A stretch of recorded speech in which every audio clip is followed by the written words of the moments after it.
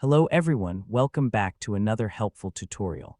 In today's video, I'll show you how to use Telegram Dark Mode on your PC using Telegram Desktop. Dark Mode is a great feature that makes Telegram easier on the eyes, especially when using your computer at night or in low-light environments. First, open Telegram Desktop on your computer and sign in to your account. Click the three-line menu in the top left corner to open the main menu.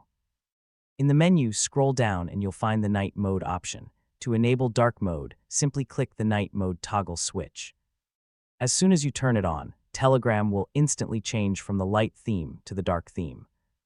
You'll notice that the background, chat area, and menus become darker, making the interface more comfortable to use in dim environments. If you ever want to switch back to the light theme, click the Night Mode toggle again. Telegram will immediately return to the normal light appearance. Dark Mode can help reduce eye strain during long conversations and may also make Telegram look cleaner and more modern. That's how you can use Telegram Dark Mode on PC using Telegram Desktop. It only takes a single click to enable or disable Night Mode.